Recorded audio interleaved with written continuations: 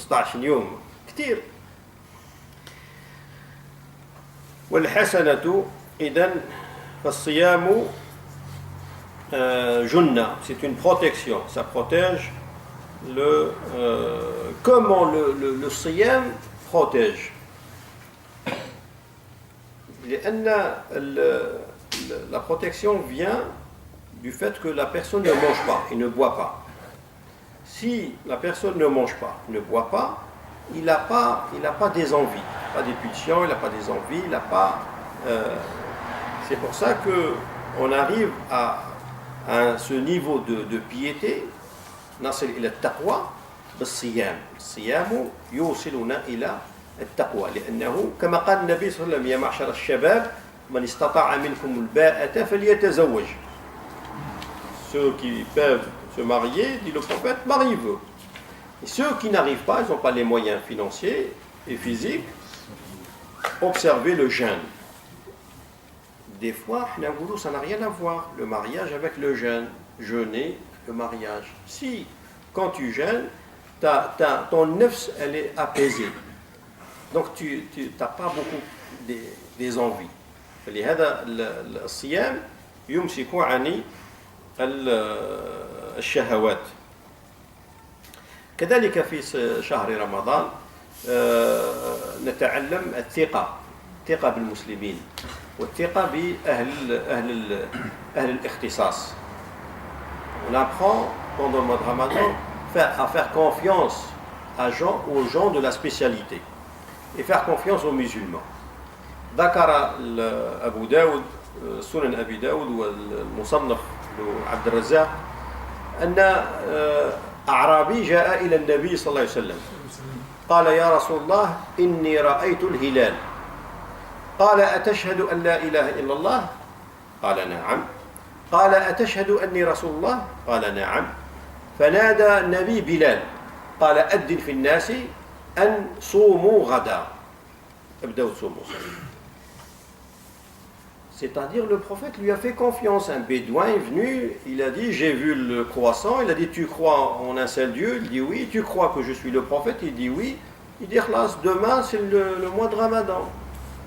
Donc tu es dans l'obligation, si on ne fait pas confiance, on doit tout le monde sortir et voir le croissant. Tout le monde va sortir et voir. Donc des fois on est dans l'obligation de faire confiance. Il faut faire confiance aux gens. Surtout les gens de la spécialité. Sa spécialité, khlas, il faut faire confiance. Mouch kul marra laboud. Il faut voir pour y croire. Non, بعض المرات النبي صلى الله عليه وسلم قال له: تشهد أن لا، ما قالوش أنت من أي طائفة؟ أنت سلفي ولا إخواني ولا إباضي ولا أين طائفة أنت؟ قالوا: تشهد أن لا إله إلا الله؟ قال: نعم. أنا رسول الله؟ قال: نعم. قال: خلاص، ها هو المؤمن. Le croyant, c'est celui-là qui croit en un seul Dieu et le prophète sallallahu alayhi wa sallam. Celui-là, le musulman. كما قال النبي: من أكل ذبيحتنا واستقبل قبلتنا فذاك المسلم. هذا هو المسلم. خلاص، هذيك أسماء يعني ما أنزل الله بها من سلطان، لكن ما فيش إشكال أنه مسلم. Donc le faire confiance, c'est très important. Faire confiance aux musulmans. Aujourd'hui, إذن إن شاء الله إلا فيه بعض الأسئلة. شوفوا بعض الأسئلة si vous avez quelques questions. Sinon, il y a des questions qui reviennent souvent. Je peux les traiter. Puis, par exemple, le malade, quelqu'un qui est malade. Si le médecin lui dit que tu ne peux pas jeûner, tu ne dois pas jeûner, pour nous, c'est une fatwa d'un médecin. Les fatwas, on a plusieurs fatwas. On a la fatwa d'un imam, fatwa d'un juge et fatwa d'un médecin. Le médecin, sa réponse ou son conseil est considéré comme une fatwa.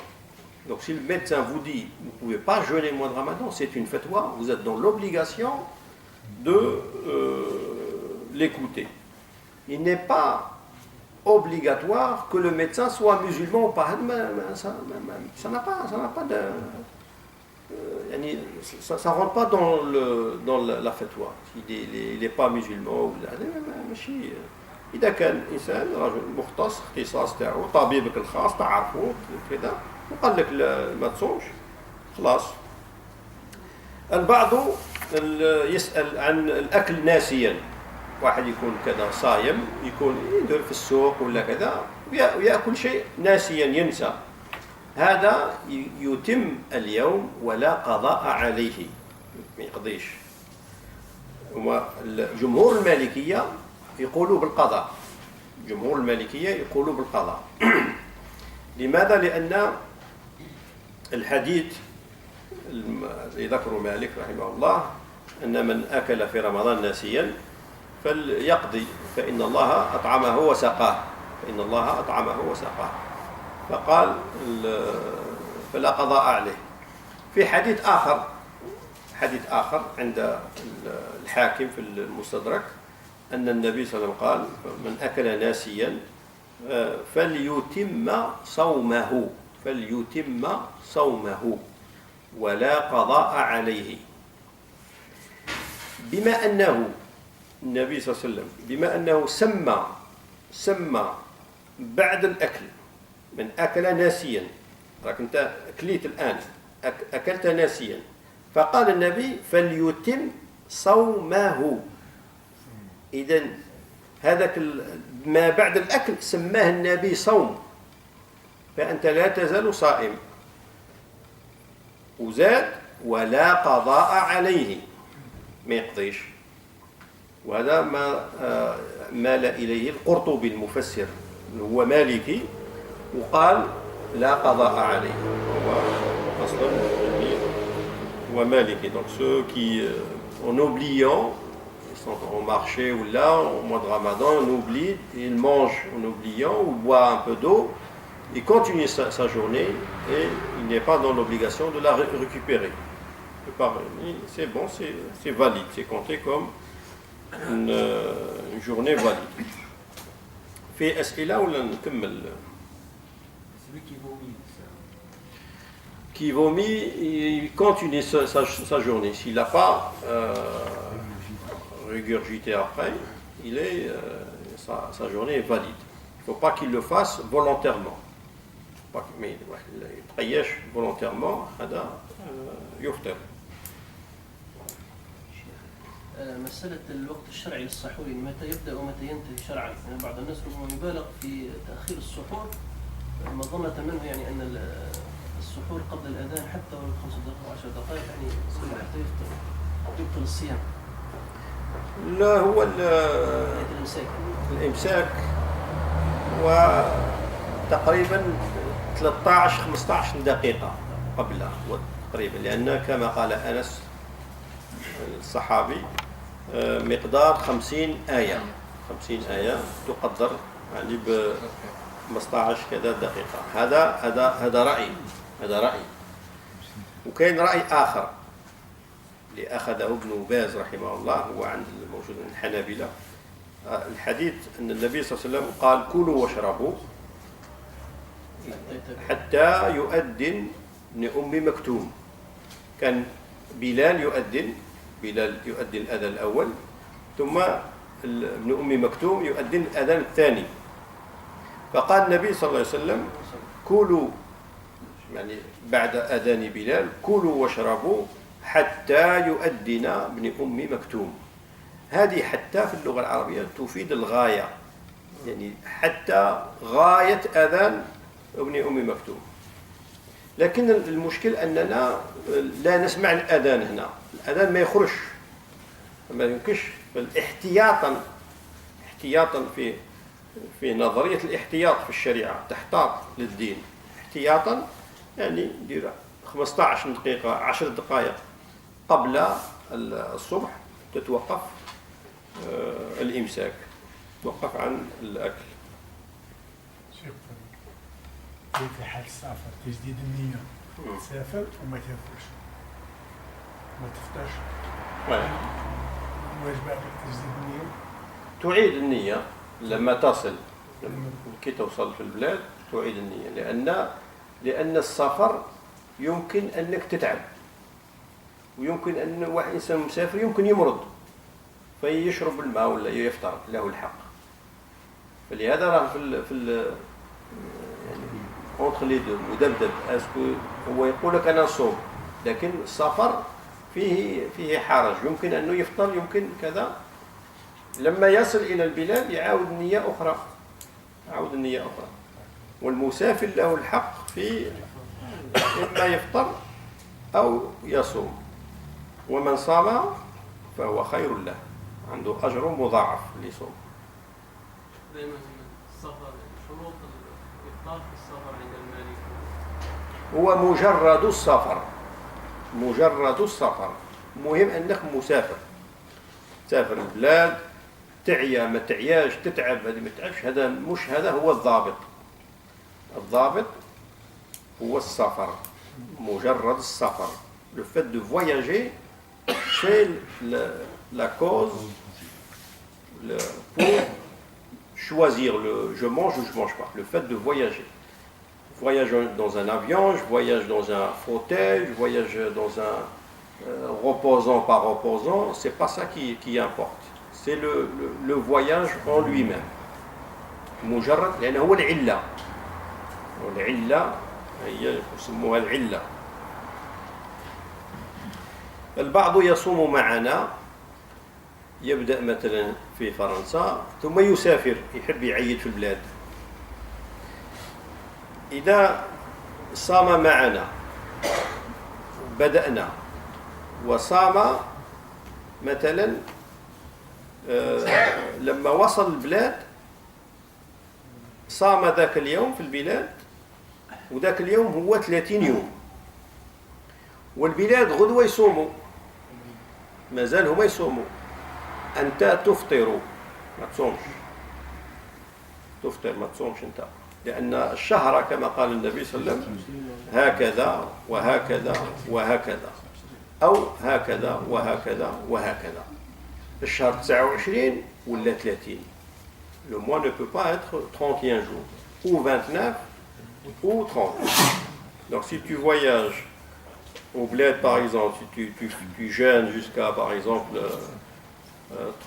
29 jours ici, tu pars au bled, tu trouves le pays en train de jeûner, tu jeûnes, donc c'est 30 jours. Le lendemain, ils font le ramadan, toi tu interrompes le ramadan.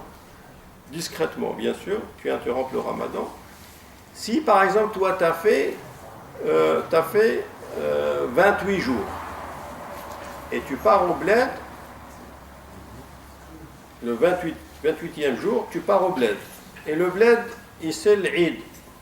Tu dois interrompre le ramadan. Tu dois fêter l'Eid et récupérer plus tard par rapport ici. Si on a jeûné 29, tu récupères une journée. Si on a jeûné 30 jours, tu récupères 2 jours. Supposons le contraire. Supposons 29, il a jeûné 29, il part au bled. On a l'Eid ici 29. Mais au pays, c'est-à-dire qu'ils font 30 jours, 31 jours. Il faut jeûner ou... Il faut jeûner. Il peut être 30. Le mois, il peut être 30. 29 ou 30. 29 30. من أفطر فرنسا إعطاء المال يجوز هنا أو يجوز بعد البلاد؟ أفطر كفارة. الكفارة. نعم. واجب هنا نجم نعطيها البلد. للبلد. يعطيها هنا أحسن. الكفارة مثلا واحد مريض ولا واحد كذا، الكفارة يخرجها في البلد اللي هو مقيم فيه. كفارة المقيم فيه أحسن. شيخ الله يخليك، الفترة الأخيرة بعد الشيخ أبو سليمان أعطيناها بيننا ولكن الاستضافة. أي فتوى التراويح؟ تراويح التخفيف على الناس. والله أنا مش موافق، يعني الفتوى هذه مش يعني نحضر في ورقة نبعثها لكم بعدين إن شاء الله. فتوى التراويح، لأن الصلاة التراويح قبل العشاء لم أجد دليل، لم أجد دليل، ما فيش دليل، والله أعلم. يعني ربما الشيخ أبو سلمان أنا لم أجد دليل. الأدلة بعض المرات مش قوية. مش قوية.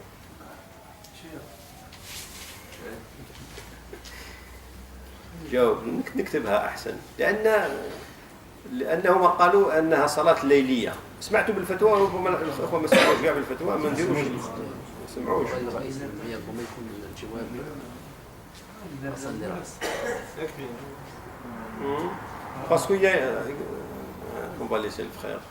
À la fin pour couper le jeûne, quel aliment il faut manger en priorité s'il y a une préférence d'aliments à manger ou à boire? De l'eau. Les dates, c'est arabisant, c'est pas islamisé. Un converti, il ne faut pas l'arabiser.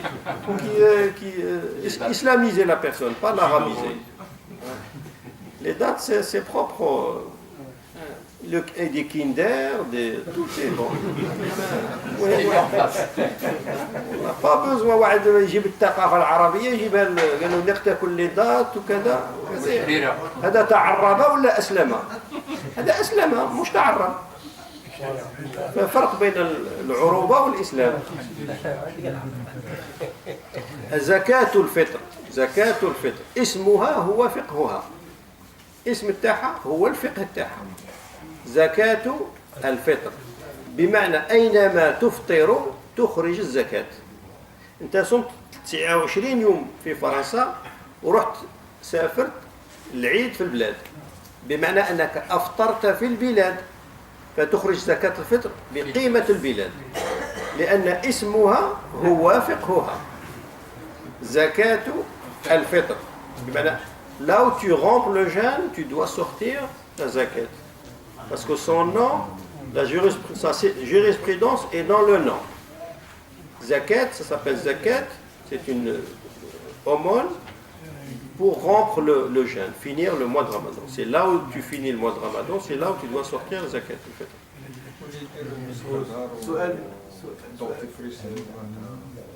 Jaiz, dentifrice, le parfum, tout ça, ça annule pas le...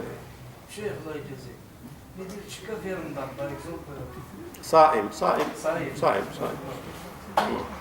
القطرة تاع العيني، القطرة كل هذا لا يفطر، كل هذا لا.